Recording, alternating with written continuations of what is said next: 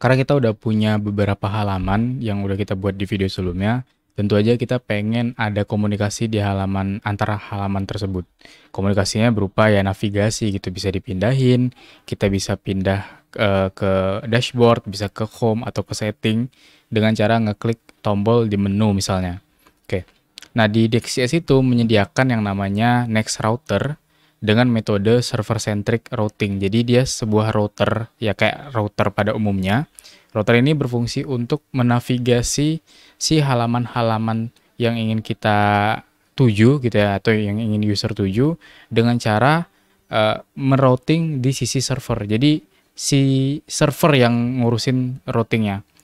Walaupun proses render komponen atau halaman dilakukan di sisi server, si routingnya juga di sisi server gitu ya, navigasi akan tetap dilakukan di sisi klien. Saya akan coba bahas nanti kelebihannya apa. Nah, ada dua cara untuk melakukan navigasi, yaitu menggunakan router push, jadi kayak gini. Terus cara kedua menggunakan link komponen kayak HTML gitu, pakai tag link, href. Ini kayak ahref gitu ya kalau misalkan HTML dasar. Terus masukin parameter di sini berupa string slash dashboard, tergantung kemana si router ini pengen dituju gitu. Oke, dua-duanya punya kegunaannya sendiri-sendiri, tapi sebenarnya sama aja untuk tujuannya, yaitu untuk menavigasi gitu ya. Pertama kita bahas dulu server-centric routing with client-side navigation. Jadi intinya routing ini di sisi server, tapi navigasinya itu di sisi klien gitu ya. Nah, client-side navigation memungkinkan website berpindah halaman tanpa refresh. Jadi karena si klien yang menavigasi, bukan si server gitu. Jadi ketika diklik, ya dia cuma pindah halaman tapi tanpa di-refresh. Nah, ini juga membuat si browser kita atau si proses menampilkan website ke user itu jadi lebih ringan karena browser hanya download komponen yang dibutuhkan di halaman yang dipanggil aja gitu.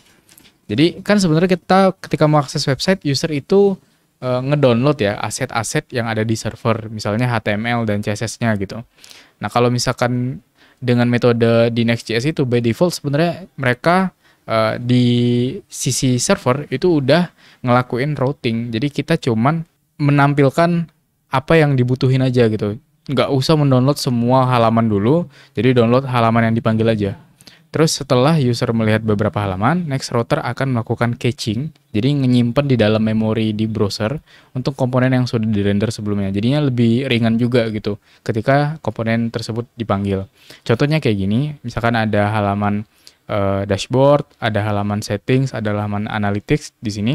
Jadi yang dirender itu hanya ketika komponen tersebut dipanggil aja. Misalkan di sini kasusnya dia manggil settings dulu gitu ya. Ya udah, yang analytics ini dia nggak dipanggil, atau halaman kedua ini dia nggak dipanggil, kecuali dia nge-request, si usernya nge-request sendiri gitu, baru dia nge-download. Jadi kan lebih ringan gitu. Kalau misalkan by default kayak React atau JavaScript pada umumnya, dia harus download dulu semua websitenya. Jadi kayak kalau teman-teman pernah dengar istilahnya single page application, jadi di-download semuanya dulu, baru diatur si navigasinya itu di sisi klien, mirip-mirip lah. Tapi kalau di Next.js itu jadi lebih ringan. Kurang lebih contohnya kayak gini. Kalau yang website saya udah buat di sini, ini kalau teman-teman klik, nah di sini kan nggak ada apa ya, kayak loading gitu kan. Nah, tapi dia halamannya udah pindah-pindah dan dia cepet gitu. Tetap di sini URL-nya berubah, tapi tetap dia nggak ke-refresh. Dan ini juga berlaku ketika teman-teman menggunakan link atau router push, itu sama aja. Bedanya kalau misalkan kalau yang link itu biasanya langsung di komponennya ditaruhnya, tapi kalau yang router push itu biasanya menggunakan trigger. Nanti saya contohin, kita praktekkan bareng-bareng. Kurang lebih kayak gini. Yang kedua, modelnya kayak gini. Jadi misalkan dia masuk ke satu website, ini halaman detailnya. Nah, teman-teman perhatikan kalau misalkan ada refresh atau enggak, dia pindah ke halaman, diklik, dia pindah ke halaman tapi dia nggak ke refresh. Kurang lebih kayak gitu kalau untuk client side navigation. Oke, di sini kita coba buat aja. Kita sebelumnya udah punya dua halaman, dashboard dan settings. Dan di sini kita juga udah ada layout. Kita coba hapus dulu yang bagian header dan kita coba bikin menu. Menunya ya nggak usah styling yang ribet-ribet gitu ya. Ini terus Kita panggil list itemnya. Misalkan di sini home, terus kita copy aja dashboard, settings. Oke. Jadi setiap halaman, baik itu yang home, yang rootnya, dan dashboard dan settings itu punya komponen ini, bakal menampilkan komponen ini. Oke. Coba kita cek di sini. Sorry, yang ini. Nah, di sini ada home, dashboard, settings. Tapi ini kan kayak teks biasa. Nah, kita buat jadi next link. Kita coba yang next link terlebih dahulu. Itu caranya simple aja. Kita masukkan di sini link. Nah, di sini akan ada next link di sini. Oke. Kayak gini. Home-nya kita pindahin ke sini. Di sini harus menggunakan href. Oke. Nah, href ke sini. Karena dia home, diaksesnya di tanpa segmen ya. Begitupun seterusnya, kita copy aja, kita paste. Ini juga kita copy, kita paste. Ini kita pindahin ke dashboard. Ini kita pindahin nantinya ke settings. Oke. Ini kalau yang menggunakan link. Oke. Nah, kalau teman-teman cek, dia tanpa refresh tapi dia udah kepindah gitu ya. Ini ke home, ini adalah home dari folder app. Bener ya, yang udah kita buat tadi yang ini. Terus kalau misalnya kita klik yang dashboard, dia bakal ke dashboard dan beserta layout dashboardnya juga ke ini ya, ke load. Nah, di sini juga setting udah ke load. Nah, itu kan menggunakan yang link. Coba kita pakai yang menggunakan menggunakan router push. Kita hapus dulu yang ini. Kita hapus dulu. Oke. Nah, kalau yang menggunakan router push, kita harus menggunakan yang namanya trigger. Jadi kita buat fungsi terlebih dahulu di sini. Kita buat fungsi misalkan on click gitu ya. Ketika dia diklik kayak gini kurang lebih. Oke. Nah, ketika dia diklik, ketika fungsi ini dipanggil, on click ini dipanggil, maka kita buat router. Nah, sebelum itu kita buat variabel terlebih dahulu di sini. Const router, terus pakainya use router yang next router. Lagi tanpa parameter. Oke, langsung aja kita gunakan router push. Kemana misalkan tergantung kemana kita pengen ngarahinnya. Nah, di sini karena saya pengen on click-nya ini bisa reusable, bisa dipakai berulang kali, jadi kita nggak boleh set manual ya. Jadi kita buat di sini URL-nya berupa string. Oke, kita masukin aja URL-nya di sini. Ketika on click ini dipanggil, dia masukin URL, maka dia bakal manggil router push. Oke, kurang lebih sederhana itu gitu ya. Nah, cara pakainya kita harus nentuin triggernya di mana. Misalkan triggernya itu di settings gitu ya. Karena ini nggak ada linknya gitu ya. Jadi kita buat di sini on click. Oke, saya hapus dulu. Klik. Nah, on click ini bawaan di setiap tag HTML kita bisa pakai on click. Jadi dia bukan yang ini ya, ini beda peruntukan. Ini kita ganti nama lah biar apa ya, biar bisa bedain.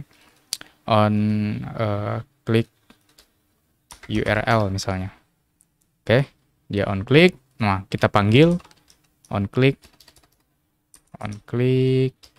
Oh, sorry. Dia kayak gini. On click URL. Nah, yang bagian ini terus kita masukin parameternya misalnya sama ya. Settings. Oke.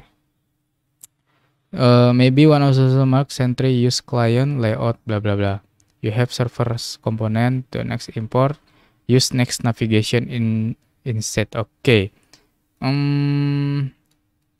Oke. Ini sepertinya kita harus menggunakan next navigation bukan next router. Oke, kita coba ganti aja. Next navigation. Oke. Jadi ada dua, next router dan next navigation. Dan jangan lupa kita menggunakan use client supaya kita tandain kalau ini tuh adalah sebuah client side. Oke, kita coba refresh lagi. Oke, kayak gini. Ke dashboard, ke home, dashboard, ke setting. Nah, dia bakal ke settings ya. Nah, ini kita juga bisa buat dia kayak button gitu. Misalnya kita style di sini. Kita style. Misalnya Em, dia background background color ini misalkan hitam gitu ya. Terus colornya white. Terus misalkan paddingnya misalkan 10 pixel. Oke, ini terlalu berlebihan. Terus dia on click ya, kursornya berupa pointer. Oke, biar dia kayak button gitu. Dashboard, setting. Oke. Nah, tapi di Next.js itu sebenarnya rekomendasinya kita kalau untuk navigasi per halaman, kita disarankan untuk menggunakan link komponen dibandingkan use router, kecuali kita punya requirement spesifik untuk menggunakan use router. Jadi biasakan untuk menggunakan link terlebih dahulu. Kalau requirement-nya atau kebutuhan kita nggak cukup untuk link ini, maka kita pakai yang router push. Nah, biasanya kalau di kasus yang saya udah pernah buat sebelumnya, saya menggunakan router push itu ketika ini ada proses di sisi browser gitu ya, bukan ketika user ngeklik. Jadi bukan on click kayak gini modelnya, tapi ketika si browser itu lagi ngelakuin sesuatu, misalkan loading kah, atau misalkan proses upload gitu ya. Kan user kan nunggu gitu ya. Jadi ketika loading uploadnya udah selesai, maka dia otomatis pindah ke halaman. Nah, itu biasanya saya baru pakai gitu router push ini. Oke, nah itu tapi penggunaannya sebenarnya cukup simpel juga. Ini juga opsional aja sih, ini saya hapus aja biar nggak terlalu ribet gitu ya. Jadi kalau untuk link intip kayak HTML biasa, kalau untuk router push atau menggunakan trigger, kita pakai on click ya. Jadi dibuat dulu satu fungsi untuk bisa, atau kita sebenarnya bisa juga langsung kayak gini sih, biar nggak ini panjang. Nah kayak gini. Jadi tanpa harus dipisahkan. Tapi ini biar lebih rapi kalau misalkan pengen reusable. Ya sama aja sih sebenarnya. Kita cek. Oke. Nah, kayak gini. Tetap layoutnya juga kepanggil. Oke, kurang lebih kayak gitu.